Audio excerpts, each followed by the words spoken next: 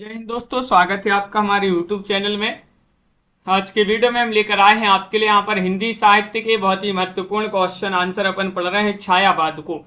तो सभी लोग आ जाइएगा, वीडियो को लाइक शेयर कर लीजिएगा और चैनल को सब्सक्राइब कर लें। आप सभी के लिए बताते हैं, हिंदी साहित्य में टॉप 3000 प्रश्न की PDF अगर किसी के लिए चाहिए हो तो मात्र 199 रुपये की ये PDF है। नंबर स्क्रीन पर चल रहा है, संपर्क कर सकते हैं।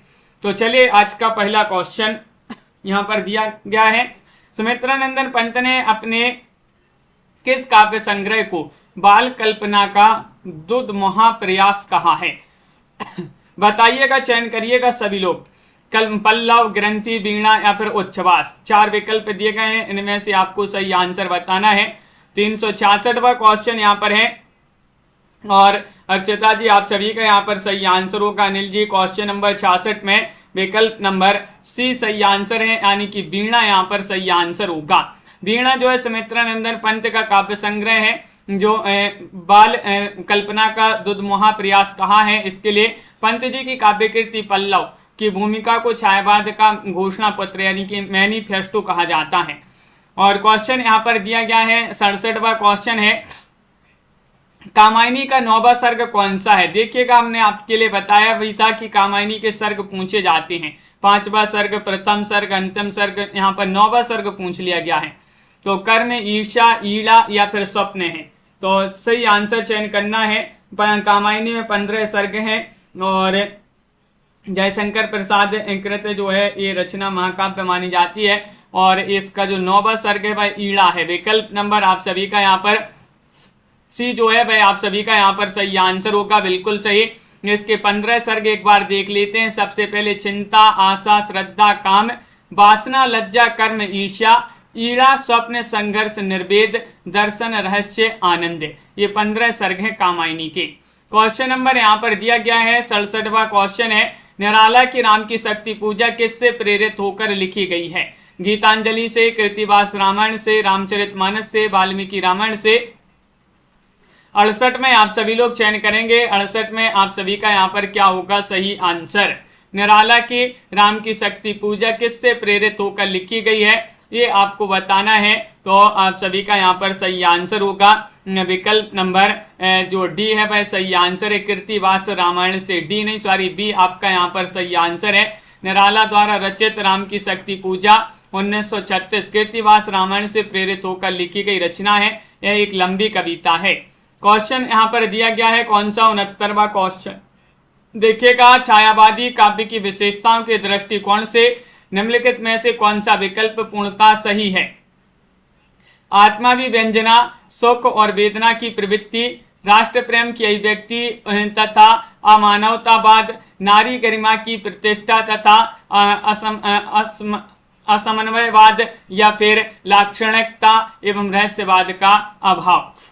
69 में आप सभी को बताना है, छायावाद काव्य की विशेषताओं के दृष्टिकोण से कौन सा विकल्प पूर्णतः सही है? सही बताना है। तो आप सभी का यहाँ पर सही आंसर होगा आत्माभिव्यंजना, सुख और आत्माभिव्यंजना, दुख और वेदना की प्रवृत्ति। ये वाला विकल्प जो है वह आपका यहाँ पर सही आंसर होगा, बिल्कुल सही। और भी इसकी विशेषताएं छायावाद की जैसे राष्ट्र प्रेम की अभिव्यक्ति तथा मानवतावाद, नारी गरिमा की प्रतिष्ठा तथा समन्वयवाद, रहस्यात्मकता, प्रकृति वर्णन, कल्पना की प्राधान्यता, ये मानी जाती हैं छायावाद की प्रमुख विशेषताएं।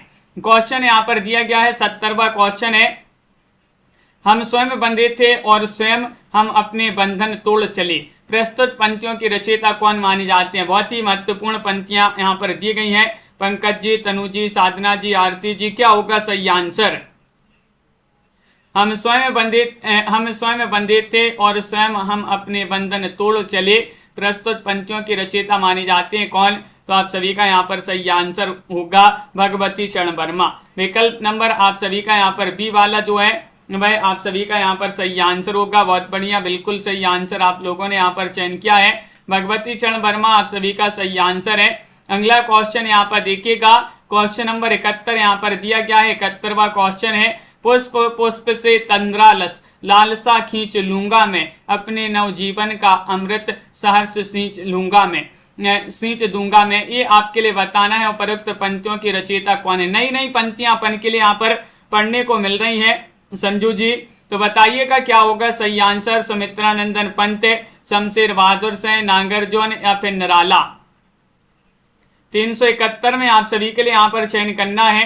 371 का आप सभी का यहाँ पर क्या होगा सही आंसर बताइएगा। महत्वपूर्ण क्वेश्चन यहाँ पर दिया गया है और आप सभी का यहाँ पर सही आंसर आ रहा है सूर्यकांत त्रिपाठी निराला। सरिता जी बिल्कुल, सूर्यकांत त्रिपाठी निराला आप सभी का यहाँ पर सही आंसर है। बहुत बढ़िया। अगला क्वेश्चन यहाँ पर देखिएगा। क्वेश्चन यहाँ पर दिया गया है कौन सा 72वां क्वेश्चन है। कुकुरमुत्ता कविता किस कवि ने लिखी है, ये आपके लिए बताना है। पंत, माखनलाल चतुर्वेदी, निराला या फिर रामनरेश त्रिपाठी। क्वेश्चन महत्वपूर्ण है। 72वां क्वेश्चन यहाँ पर दिया गया है। कुकुरमुत्ता कविता अपन ने कई बार पढ़ी है ये कविता, और ये किन की कविता मानी जाती है ये चयन करना है। 72वां क्वेश्चन है और आप सभी का यहाँ पर सही आंसर आ रहा है। ये मानी जाती है किनकी, निराला। कुकुरमुत्ता निराला जी की कविता मानी जाती है। बिल्कुल सही, विकल्प नंबर सी सही आंसर होगा। सर्वहारा वर्ग का प्रतिनिधि और गुलाब पूंछी वर्ग का प्रतिनिधि है इसमें कुकुरमुत्ता में। अगला क्वेश्चन यहाँ पर देखिएगा। क्वेश्चन नंबर यहाँ पर 73 दिया गया है कि निम्न विकल्पों में से कौन सी रचना दिनकर जी की है। दिनकर की रचना रसबंती है या फिर मुकुल है, रश्मि रेखा है, पाथेय है, कौन सी रचना है। 73 में सही आंसर चयन करिएगा निर्मला जी, और क्या होगा आप सभी का सही आंसर। सभी के कमेंट यहाँ पर देखते जाते हैं और यहाँ पर बताना है दिनकर जी की रचना कौन सी है। 73वां क्वेश्चन दिया गया है और रसबंती आप सभी का यहाँ पर विकल्प नंबर ए वाला जो है वह आप सभी का यहाँ पर सही आंसर है। रसबंती आपका सही आंसर होगा। बिल्कुल सही। रामधारी सिंह दिनकर के काव्य में राष्ट्रीय सांस्कृतिक चेतना तथा प्रगतिवादी चेतना दोनों विद्यमान हैं। और ये तो आप सभी को पता ही होगा, समय का सूर्य और अधैर्य का कवि किसे कहा जाता है, रामधारी सिंह दिनकर को। अगला क्वेश्चन यहाँ पर देखिएगा। निम्न विकल्पों में से प्रसाद जी द्वारा रचित विरह काव्य कौन सा है बताइए।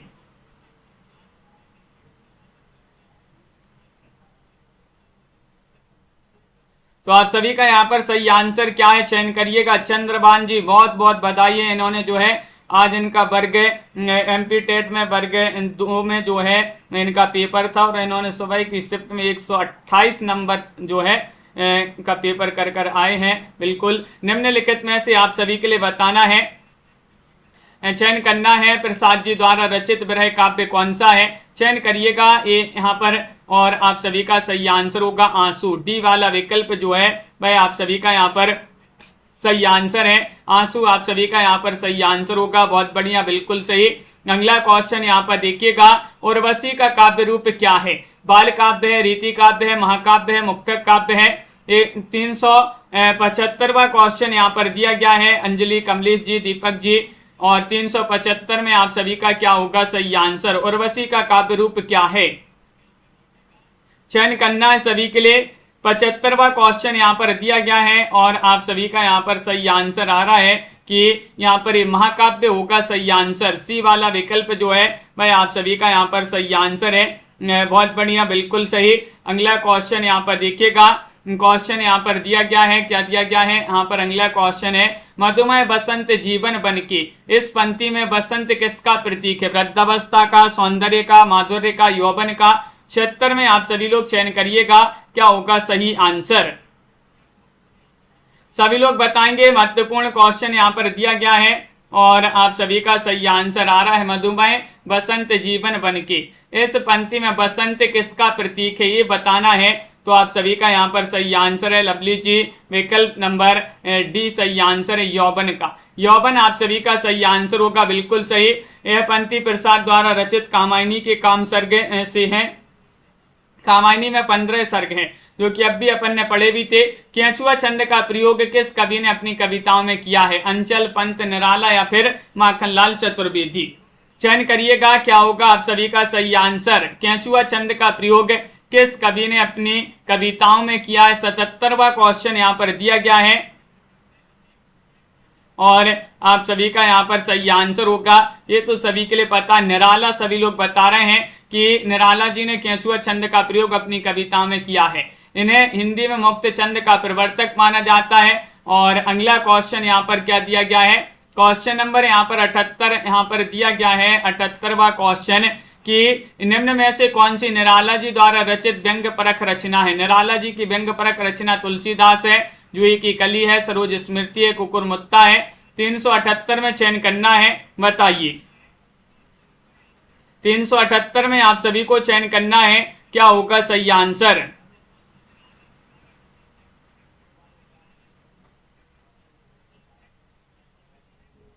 तो आप सभी का सही आंसर 78 में विकल्प नंबर डी वाला जो है कुकुरमुत्ता वह आप सभी का यहाँ पर सही आंसर है। 1942 की रचना है निराला जी की एक प्रसिद्ध लंबी कविता, जिसमें कवि ने पूंजीवादी सभ्यता पर कुकुरमुत्ता के बयान के बहाने करारा व्यंग्य किया है। इसमें कुकुरमुत्ता सर्वहारा वर्ग का प्रतिनिधि है और गुलाब पूंजीपति वर्ग का प्रतिनिधि है। क्वेश्चन यहाँ पर दिया गया है 79वां क्वेश्चन, कविता करने की प्रेरणा मुझे सबसे पहले प्रकृति निरीक्षण से मिली, जिसका श्रेय मेरी जन्मभूमि पूर्वांचल प्रदेश को है, यह कथन किस कवि का है। 79 में आप सभी लोग चयन करिएगा, बताइएगा क्या होगा सही आंसर। निराला, प्रसाद, पंत या फिर महादेवी वर्मा। क्वेश्चन महत्वपूर्ण है और आप सभी का यहाँ पर सही आंसर आ रहा है क्वेश्चन नंबर 79 में। 79 में सही आंसर चयन करना है, तो विकल्प नंबर आपका सी सही आंसर है, सुमित्रा नंदन पंत। यह कथन किस कवि का है। सुमित्रा नंदन पंत आप सभी का यहाँ पर सही आंसर होगा, बिल्कुल सही। प्रकृति के सुकुमार कवि कहा जाता है पंत जी को। पंत जी ने कविता को कल्पना की कानन रानी कहा है। पंत को संवेदनशील इंद्रिय बोध का कवि कहा जाता है, जो कि पूछा ही जाता है। उच्छ्वास, वीणा, ग्राम्या, कलाओ, बूढ़ा चांद, लोकायतन, चिदम्बरा इनकी महत्वपूर्ण रचना है। गीतगुंज नामक संकलन किस कवि की रचना है। पंत, निराला, प्रसाद या फिर महादेवी वर्मा। गीतगुंज बताना है, बताइए। चयन करिएगा। 80वां क्वेश्चन यहाँ पर दिया गया है। 80 में आप सभी का क्या होगा सही आंसर। गीतगुंज नामक संकलन किस कवि की रचना है, और आप सभी का यहाँ पर सही आंसर आ रहा है 380 में निराला। बी वाला विकल्प आप सभी का यहाँ पर सही आंसर है। बहुत बढ़िया, बिल्कुल सही आंसर आप लोगों ने चयन किया है। निराले गीत गूंज रहे, अपन ने याद किया था ना, निराले गीत गूंज रहे, निराले से निराला और गीत गुंज आप सभी का सही आंसर होगा। अगला क्वेश्चन है, पंत जी का महाकाव्य कौन सा। शिल्पी, चिदम्बरा, लोकायतन या फिर गुंजन। 81वां क्वेश्चन यहाँ पर दिया गया है। 81 में आप सभी का सही आंसर क्या होगा। पंत जी का महाकाव्य चयन करना है। पंकज जी, तन्मय जी, सीमा जी और आनंद जी आप सभी का यहाँ पर सही आंसर है। पंत जी का महाकाव्य कौन सा है। बहुत सारे लोग जो है अभी तक नहीं जुड़े हैं, जल्दी से शेयर कर दीजिएगा वीडियो को। लोकायतन आप सभी का यहाँ पर सही आंसर होगा। लोकायतन 1964 की रचना है और लोक जीवन का महाकाव्य पंत जी ने कहा है लोकायतन को, और इस पर इन्हें सोवियत लैंड पुरस्कार भी मिला है। अगला क्वेश्चन यहाँ पर देखिएगा, सरोज स्मृति में सरोज कौन है। निराला की पुत्री, निराला जी की माता, निराला जी की पत्नी, निराला जी की प्रेमिका। बताइए। यहाँ पर आपके लिए बताना है, क्या बताना है। सरोज स्मृति में सरोज कौन है, बताइए। चयन करिएगा सभी लोग। महत्वपूर्ण क्वेश्चन दिया गया है। 382वां क्वेश्चन यहाँ पर है और 82 में आप सभी का सही आंसर है निराला की पुत्री। निराला की पुत्री आप सभी का यहाँ पर विकल्प नंबर ए वाला जो है वह आप सभी का सही आंसर है। बहुत सारे लोग ये बता रहे हैं, तो बहुत बढ़िया सही आंसर आप लोगों ने चयन किया है। देखिएगा, सरोज स्मृति में सरोज निराला की पुत्री हैं। सरोज स्मृति 1935 की रचना है। निराला ने अपनी पुत्री सरोज के निधन पर शोक गीत के रूप में लिखी ये रचना मानी जाती है, सरोज स्मृति। निराला जी का प्रथम काव्य संग्रह कौन सा है। अनामिका है, अर्चना है, आराधना है, अणिमा है, कौन सा है, बताइएगा। चयन करिएगा सभी लोग।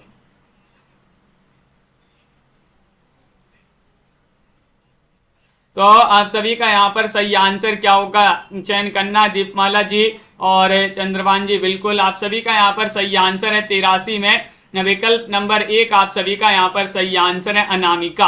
अनामिका आप सभी का यहाँ पर सही आंसर है। निराला जी का प्रथम काव्य संग्रह अनामिका माना जाता है। क्वेश्चन नंबर 84 यहाँ पर दिया गया है, मैं नीर भरी दुख की बदली। महादेवी वर्मा का उपयुक्त गीत उनके किस काव्य संग्रह से संबंधित है, ये बताना है। बताइएगा, चयन करिएगा।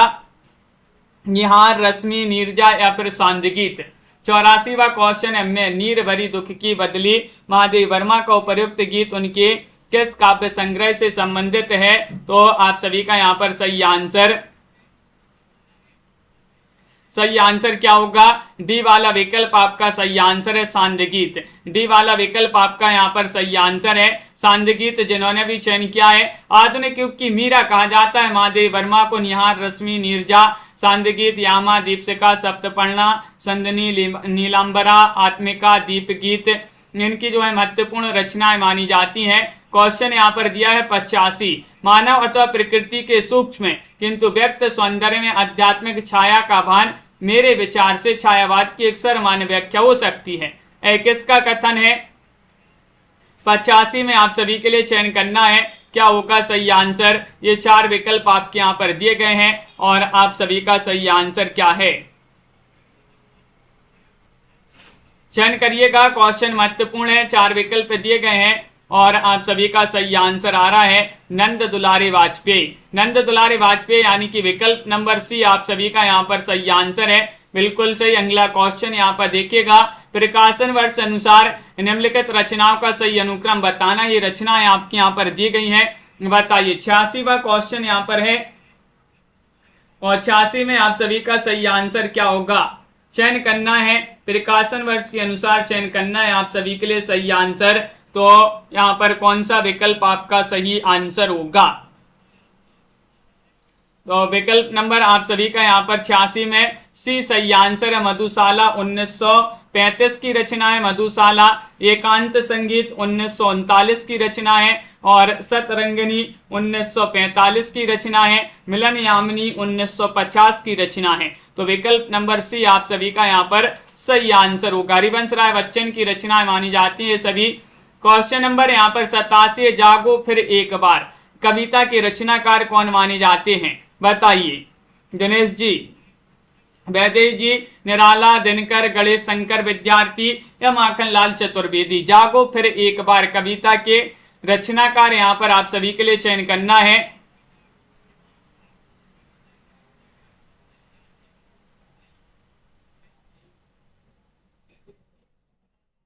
और आप सभी का यहाँ पर सही आंसर क्या होगा?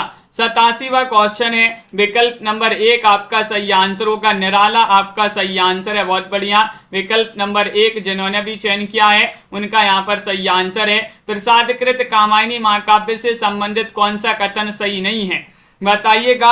आप सभी से एक बार फिर से बोल दे रहे हैं, यहाँ पर थोड़ी सी बात ना करें क्योंकि और भी लोग जो पढ़ते हैं वह डिस्टर्ब हो जाते हैं। तो जो है क्लास के बाद आप लोग बहुत जो है बात कर लिया करें।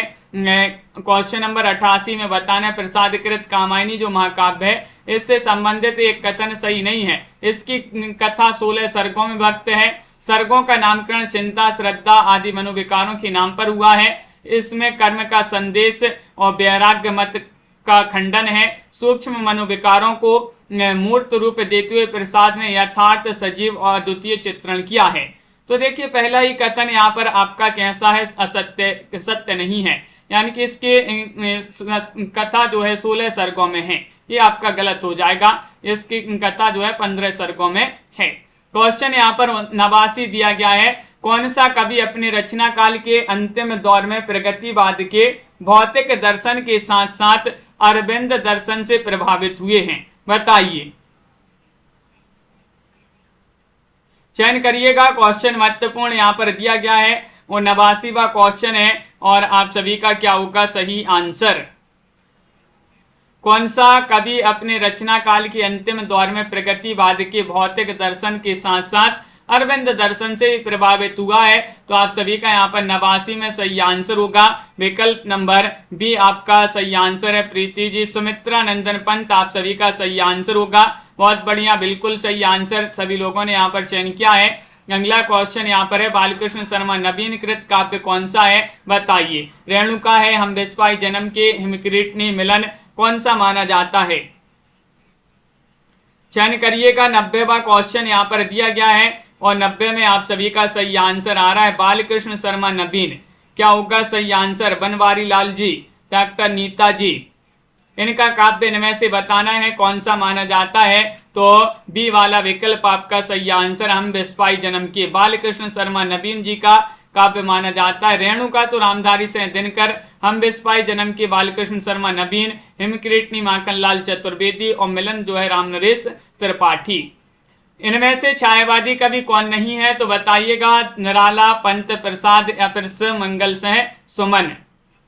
मंजू जी चयन करना है, सभी के लिए क्वेश्चन महत्वपूर्ण है और आप सभी का सही आंसर आ रहा है। छायावादी कवि कौन नहीं है 91 में आप सभी के लिए चयन करना है और आप सभी का यहाँ पर सही आंसर होगा। देखिएगा पंत प्रसाद निराला ये तो जो है छायावादी 4 स्तंभों में गिने जाते हैं। छायावादी स्तंभों में महादेव वर्मा भी शामिल हैं। तो इस प्रकार ये चारों निराला, पंत प्रसाद और महादेव वर्मा। सुमंगल सिंह सुमन छायावादी कभी नहीं माने जाते हैं। विकल्प नंबर आप सभी का डी वाला जो है वह आप सभी का सही आंसर होगा। ये बल्कि प्रगतिवादी कवि माने जाते हैं। अगला क्वेश्चन है, आधुनिक युग की मीरा किसे कहा जाता है, जो कि अब भी बताया था आप सभी के लिए। सुभद्रा कुमारी चौहान, मन्नू भंडारी, महादेव वर्मा, उषा प्रियंवदा। क्या होगा सही आंसर? आधुनिक युग की मीरा कहा जाता है किनके लिए? 392वां क्वेश्चन यहाँ पर दिया गया है और 392 में आप सभी का सही आंसर होगा महादेव वर्मा को। सरल क्वेश्चन है, कई बार बताया है इसको, सभी के लिए पता होगा। आधुनिक युग की मीरा कहा जाता है महादेव वर्मा। छायावाद के 4 स्तंभों में जयशंकर प्रसाद, निराला, पंत और महादेव वर्मा एक छायावाद 4 स्तंभों में से एक मानी जाती हैं।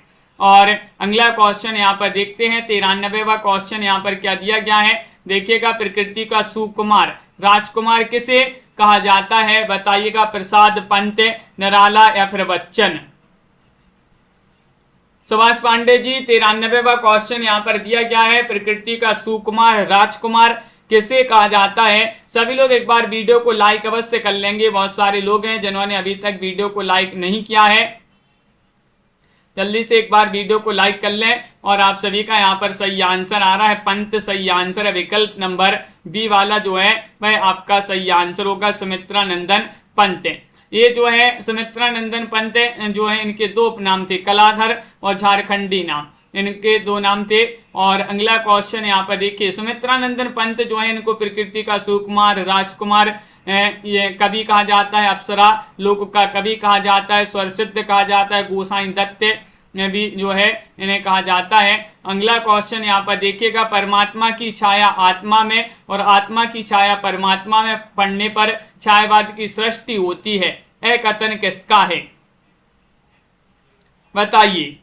नगेंद्र या फिर रामविलास शर्मा, आचार्य रामचंद्र शुक्ल, रामकुमार वर्मा।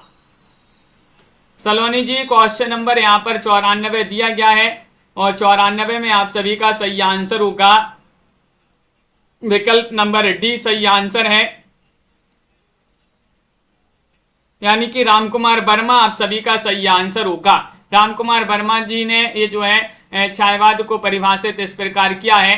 क्वेश्चन नंबर यहाँ पर दिया गया है 95, इन कवियों को आरोही कालक्रम में बताना है, कौन सा विकल्प आपका सही आंसर होगा। आरोही में बताना है, बताइए 95वां क्वेश्चन है, कौन सा विकल्प आपका सही आंसर है,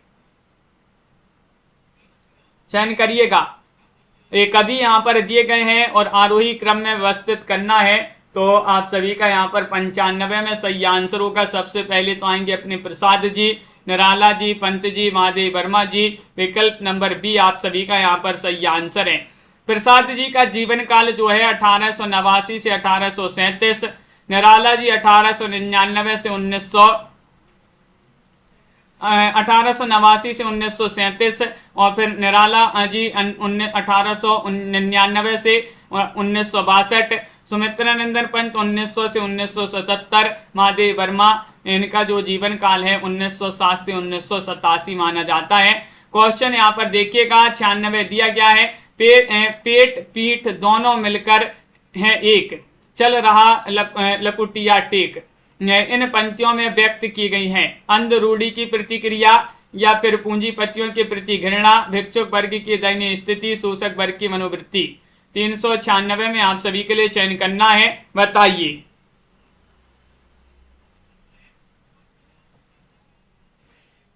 तो आप सभी का यहाँ पर सही आंसर है सलोनी जी।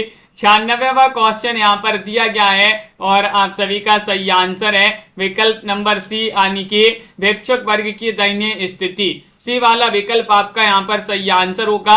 बिल्कुल सही आंसर सभी लोगों ने चयन किया है। भिक्षुक वर्ग की दयनीय स्थिति को इसमें व्यक्त किया गया है। यह पंक्ति निराला की कविता भिक्षुक से ली गई हैं ये पंक्तियां। क्वेश्चन नंबर 97, इनमें से छायावाद की विशेषताओं से संबंधित कौन सा विकल्प सही नहीं है? सही नहीं है बताइएगा, चयन करिएगा। आत्मानुभूति की व्यक्ति, कल्पना की अतिशयता, सूक्ष्म के प्रति स्थूल का विद्रोह है, सौंदर्य के प्रति अत्यधिक आकर्षण। इनमें से छायावाद की विशेषता से संबंधित कौन सा विकल्प सही नहीं है? तो डी वाला विकल्प आप सभी का यहाँ पर सही आंसर है, यानी कि सौंदर्य के प्रति अत्यधिक आकर्षण। बहुत बढ़िया, बिल्कुल तनु जी यहाँ पर बिल्कुल सही। इनका जो निराला जी का जन्म है इसमें बहुत सारे जो है विद्वान अलग अलग मानते हैं। बहुत बढ़िया, सौंदर्य के प्रति अत्यधिक आकर्षण जो है ये वाला विकल्प आपका सही आंसर होगा। अगला क्वेश्चन यहाँ पर देखिएगा, प्रकाशन काल की दृष्टि से महादेव वर्मा के काव्य संग्रह का सही क्रम बताना है। किस प्रकार आपका सही विकल्प जो है यहाँ पर सही आंसर होगा? चयन करिएगा हरीश जी, और आप सभी का यहाँ पर सही आंसर होगा। महादेव वर्मा की रचनाएं आधुनिक युग की मीरा कहा जाता है महादेव वर्मा जी को, और इनकी यहाँ पर रचनाएं दी गई हैं जिसमें निहार, नीरजा, सांदगीत, दीपशिखा ये वाला विकल्प आपका सही आंसर होगा। 98 में विकल्प नंबर जिन्होंने भी चयन किया है कौन सा? सी उनका सही आंसर है। निहार की रचना 1930 में, नीरजा 1935, सांदगीत 1936, तो वहीं दीपशिखा 1942 इसका रचना काल है। निराला की कविता जूही की कली को किस संपादक ने बिना प्रकाशित किए वापस कर दिया था? क्वेश्चन महत्वपूर्ण है, एग्जामों में ये आया हुआ क्वेश्चन है। श्याम सुंदर दास, बालमुकुंद गुप्त, प्रेमचंद या फिर महावीर प्रसाद द्विवेदी? बताइए, निराला की कविता जूही की कली को किस संपादक ने बिना प्रकाशित किए वापस कर दिया था? 99 में सही आंसर चयन करना है। विकल्प नंबर आप सभी का यहाँ पर सही आंसर होगा 99 में डी, महावीर प्रसाद द्विवेदी। डी वाला विकल्प जिन्होंने भी चयन किया है उनका यहाँ पर सही आंसर है। 400वां क्वेश्चन देखते हैं क्या पूछा गया है। क्वेश्चन नंबर 400, रावण अशुद्ध होकर भी यदि कर सका त्रस्त तो निश्चित तुम हो सिद्ध करोगी उसे ध्वस्त। राम की शक्ति पूजा कविता में यह कथन किसका माना जाता है? लक्ष्मण या फिर जाम्बवान या फिर सुग्रीव या फिर विभीषण? 400 में चयन करना है। 400 में एक बार लाइक कर लीजिएगा जिन्होंने अभी तक लाइक नहीं किया है।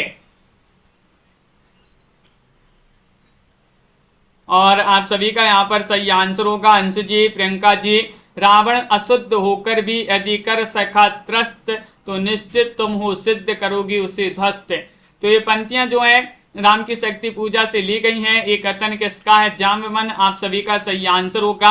विकल्प नंबर आप सभी का बी वाला जो है वह सही आंसर है। गिरजे का घंटा इनकी पहली कविता मानी जाती है। किन की? सुमित्रा नंदन पंत, प्रसाद निराला या फिर रामकुमार वर्मा?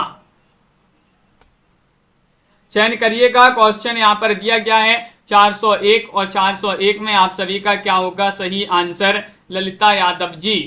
चयन करिएगा, सभी लोग बताएंगे। गिरजे का घंटा इनकी पहली कविता मानी जाती है। 401 में चयन करना है तो सुमित्रा नंदन पंत जी की मानी जाती है पहली कविता। 1916 की जो 1916 इसका प्रकाशन है।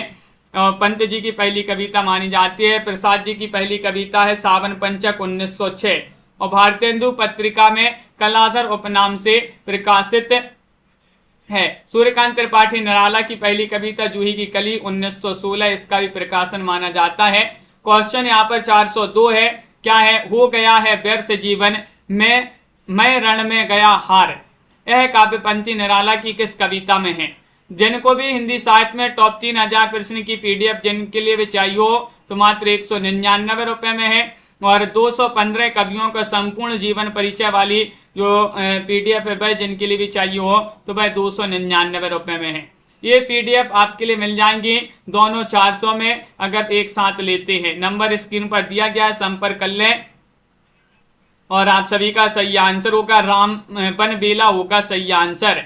काव्य पंक्तियां निराला की किस कविता में है? बनबेला आप सभी का यहाँ पर सही आंसर है। छायावाद युग में लिखी गई कविता पुस्तक ब्रज रस के रचनाकार का नाम बताइए, कौन है, बताइए। वियोगी हरि हैं, राय कृष्ण दास हैं, या फिर वेदव बनारसी हैं, श्रीनाथ से हैं।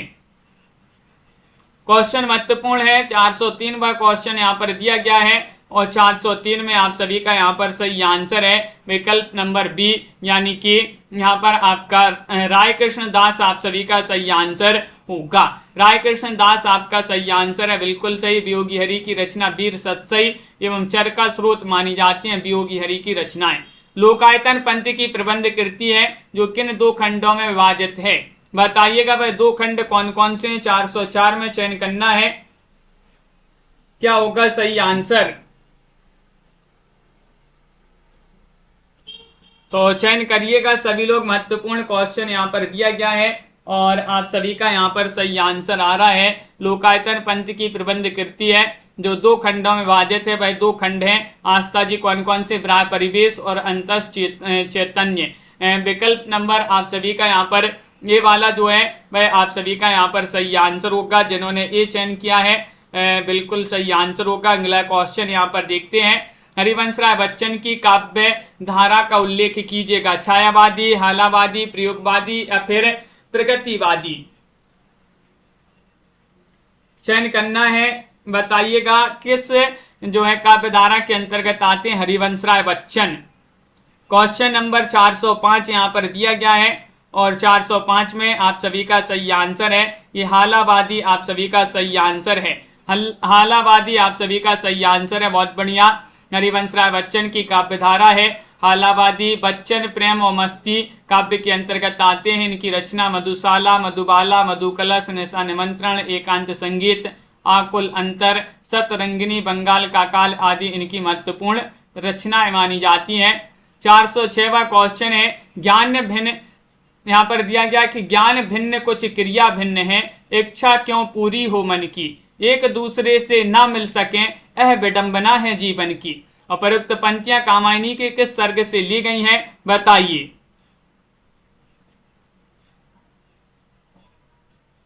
चयन करिएगा सभी लोग।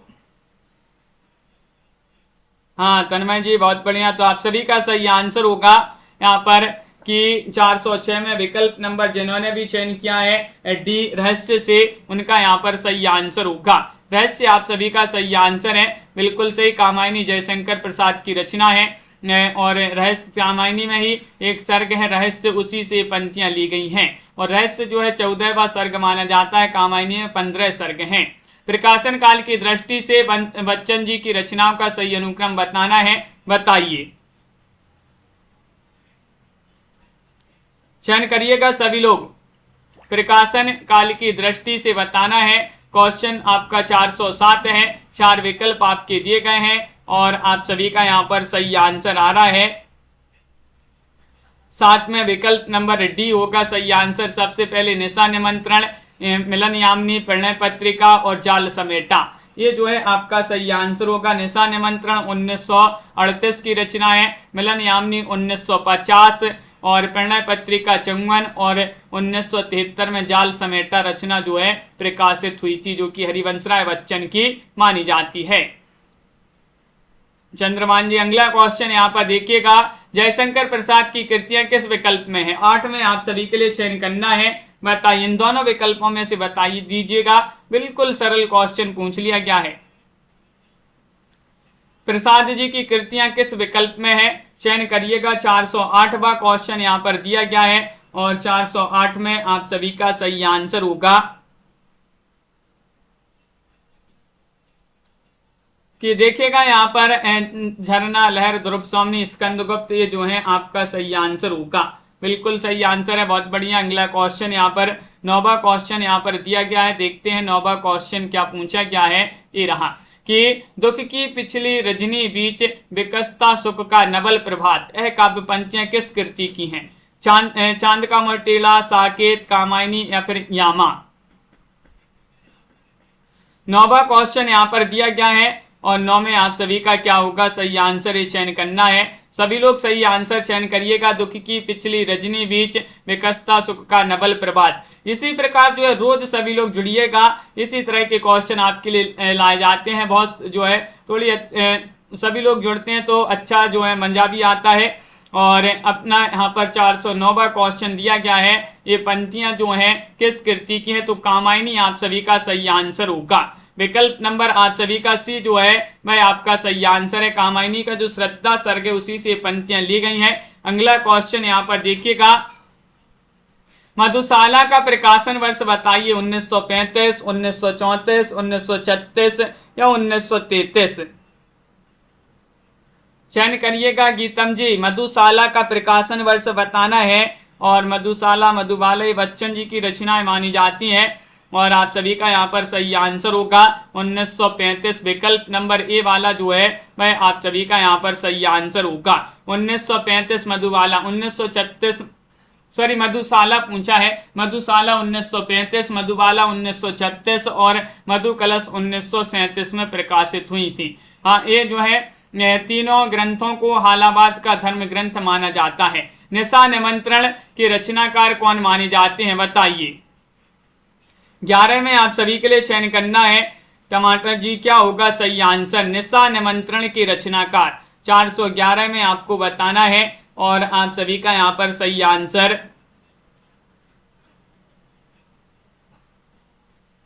हाँ दीपक जी, तो विकल्प नंबर आप सभी का यहाँ पर बी सही आंसर है, हरिवंश राय बच्चन। बच्चन जी की रचना निशा निमंत्रण प्रणय मूलक व्यक्तित्व धारा काव्य धारा के अंतर्गत प्रेम और मस्ती की कविताएं लिखने वाले कवि हरिवंश राय बच्चन ने निशा निमंत्रण, मधुशाला, मधुबाला, मधुकलश, मिलनयामिनी, एकांत संगीत, प्रणय पत्रिका आदि महत्वपूर्ण रचनाएं लिखी हैं। अपराजिता के रचनाकार कौन है, लेखक कौन है, अपन ने याद किया था अपराजिता। ये किन की रचना मानी जाती है, नरेंद्र शर्मा, अंचल दिनकर या फिर माखनलाल चतुर्वेदी।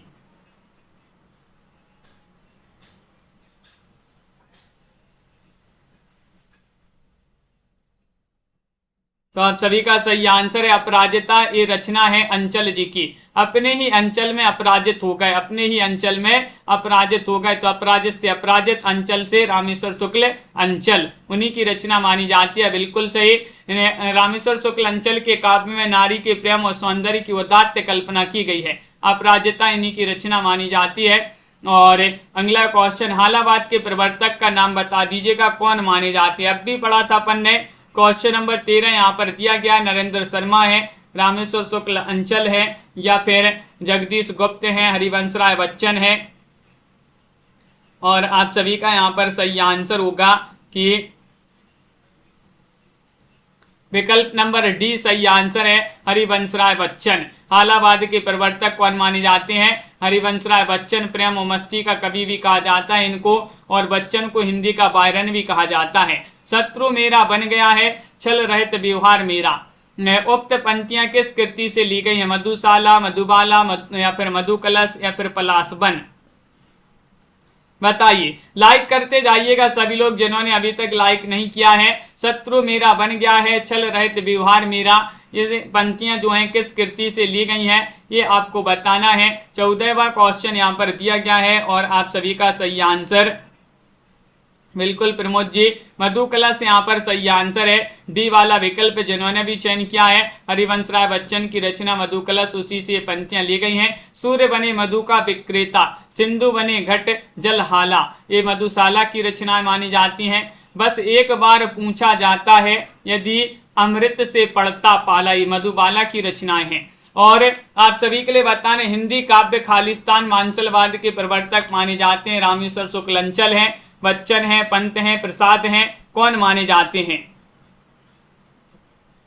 और आप सभी का यहाँ पर सही आंसर है, क्या है सही आंसर, कमेंट में आप सभी लोग चयन करिएगा, इसका आंसर कमेंट में लिखना है। हिंदी साहित्य में 3000 प्रश्नों की पीडीएफ जिनके लिए भी चाहिए हो तो 199 रुपये में संपर्क कर ले, नंबर स्क्रीन पर चल रहा है। सभी के लिए बहुत बहुत धन्यवाद सलोनी जी, बिल्कुल। और सभी लोग वीडियो को लाइक से अवश्य कर लेंगे। रोज आपके लिए क्लास लाई जाती है, एक सुबह भी क्लास होती है 9 बजे, जहां पर भाषा विज्ञान पढ़ रहे हैं अपन, तो उसमें भी सभी लोगों के लिए जुड़ना है। तनु जी, आस्था जी, राजीव जी, आनंद जी, रीता जी, निशा जी, साधना जी, राहुल जी, कल्पना जी, मेधा जी, नीता जी, मंजू जी, मनीषा जी, लवली जी, शिवानी जी, अंश जी, उमेश जी, निशा जी, आस्था जी, दिनेश जी, तन्मय जी और प्रमोद जी से पूछ लीजिएगा। तन्मय जी, रेखा जी और सुनैना जी, साधना जी, शिवानी जी, गीतम जी, सीमा जी, संजू जी, निशा जी, अनिल जी, नीलम जी और सभी को बहुत बहुत धन्यवाद। विशाल जी इसी तरह से आपके लिए क्वेश्चन आंसर लाते रहते हैं। साधना जी, हरीश जी, दिनेश जी, रेखा जी, आस्था जी, मनीषा, पंकज जी, अंश जी, बिल्कुल।